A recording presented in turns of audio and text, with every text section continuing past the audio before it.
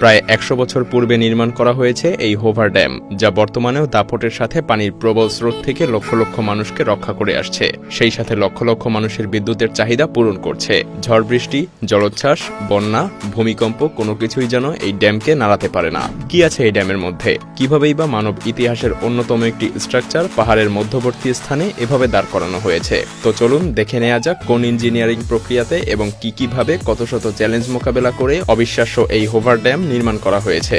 Mister John savage survey করার পরে Colorado নদীর পেছনে ব্ল্যাক ক্যানিয়ন পাহাড়ের এই জায়গাটি নির্বাচন করে, কারণ এই জায়গাটি কম প্রস্থ বিশিষ্ট। বেশি প্রস্থ বিশিষ্ট জায়গায় ড্যাম নির্মাণ করতে হলে কনস্ট্রাকশন ম্যাটেরিয়ালস অনেক বেশি ব্যবহার করতে হতো, আর তাই ইঞ্জিনিয়ারেরা পাহাড়ের মধ্যবর্তী এই সরু জায়গাটি বেছে নেয়। এবার চলুন ড্যাম নির্মাণ করা যাক। প্রবল পানির স্রোতের কারণে ড্যাম যাতে এভাবে বেঁকে না যায়, সেজন্য ইঞ্জিনিয়ারেরা আর্চ ড্যাম টেকনোলজি ব্যবহার করে। যখন কোনো ড্যামকে এভাবে অর্ধবৃত্তাকারভাবে তৈরি করা হয়, তখন সেই ড্যামগুলোকে বলে আর্চ ড্যাম, কারণ এই টেকনোলজি দিয়ে তৈরি করা ড্যাম পানির প্রবল স্রোতের কারণে নিজের পরিধি কিছুটা সংকুচিত করতে পারে, প্রয়োজনে প্রসারিতও করতে পারে। পানির প্রবল স্রোতের কারণে ড্যাম এভাবে হেলেও পড়তে পারে, আর তাই তো হোভার ড্যামের নিচের দিকের প্রস্থ কিছুটা বাড়িয়ে দেয়া হয়। উপরের দিকে উঠতে উঠতে সেটা কমতে থাকে। এই পদ্ধতি ড্যামের সেন্টার অফ গ্র্যাভিটি কিছুটা কমিয়ে দেয়। ফলাফল, ড্যামের স্টেবিলিটি কয়েক গুণ বেড়ে যায়। এই পদ্ধতির ড্যামগুলোকে বলা হয় গ্র্যাভিটি আর্চ ড্যাম। এর পরবর্তীতে নির্ধারণ করা হয় ড্যামের উচ্চতা। যদিও ড্যামের উচ্চতা যত বেশি হবে, ড্যামও তত বেশি পানি ধারণ করতে পারবে, কিন্তু এতে করে ড্যামকে ঠিক ততটাই শক্তিশালীভাবে গড়ে তুলতে হয়। ড্যামের উচ্চতা নির্ধারণের সময় অবশ্যই বন্যা এবং অধিক বৃষ্টিপাতের সময় পানির উচ্চতা কেমন হবে এবং পাহাড়ের উচ্চতা পর্যবেক্ষণ করে ড্যামের উচ্চতা নির্ধারণ করা হয়। অধিক উচ্চতার ড্যামে বেশ কিছু সুবিধা রয়েছে, আর তা হলো অনেক বেশি পরিমাণে ইলেকট্রিসিটি উৎপাদন করা যায়। কিন্তু কংক্রিট অনেক বেশি লাগার কারণে ড্যাম নির্মাণের ব্যয়ের পরিমাণটাও অনেক বেড়ে যায়, আর তাই ইঞ্জিনিয়ার স্যাভেজ এই সব দিক বিবেচনা করে হোভার ড্যামের উচ্চতা নির্ধারণ করেন 726 ফিট। হোভার ড্যামের ডিজাইন করতেই এত শত চ্যালেঞ্জ মোকাবেলা করতে হয়েছিল, তাহলে একবার কল্পনা করুন কনস্ট্রাকশনে কতটা কঠিন পথ পাড়ি দিতে হয়েছিল।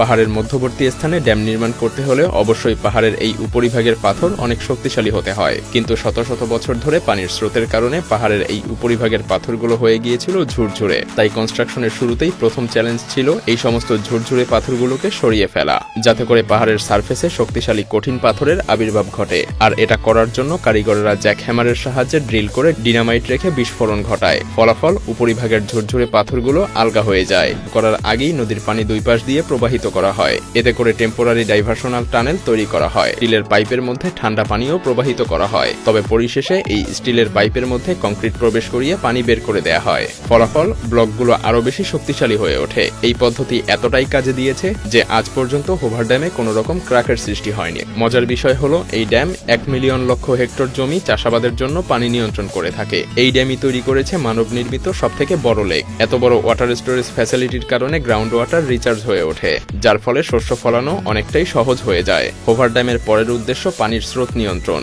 অর্থাৎ অতিবন্যা এবং প্রবল বৃষ্টি। তুলনামূলক নিচু এলাকায় বসবাসকারী মানুষেরা যেন প্রবল পানি প্রবাহের কারণে তলিয়ে না যায়, সেজন্য এই ড্যাম অসংখ্য পরিমাণ পানি স্টোর করে রাখে। কিন্তু কি হবে যদি এই ড্যাম ওভারফ্লো হয়ে যায়? না, ভয়ের কিছু নেই। এই ড্যামে এমনটা হওয়ার কোনো সম্ভাবনা নেই। আপনাকে আরো বিভিন্নভাবে চমক দিতে পারে। যেমন এই ড্যামের অভ্যন্তরে আপনি স্বাচ্ছন্দ্যেই চলাচল করতে পারবেন, কারণ এর অভ্যন্তরে রয়েছে বেশ কয়েকটি সুড়ঙ্গ।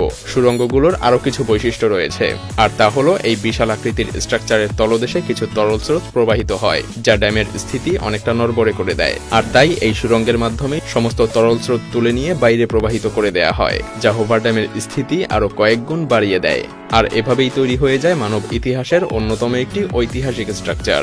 ভিডিওটি ভালো লাগলে শেয়ার করতে পারেন, এবং আপনি যদি এমনই রহস্য, রোমাঞ্চ, আনকমন আর ইন্টারেস্টিং ভিডিও দেখতে পছন্দ করে থাকেন, তবে মায়াজাল চ্যানেলটিকে এখনই সাবস্ক্রাইব করুন এবং পাশে রাখা বেল আইকনটি প্রেস করুন। তো দেখা হচ্ছে আগামী এপিসোডে। ততক্ষণ পর্যন্ত ভালো থাকবেন।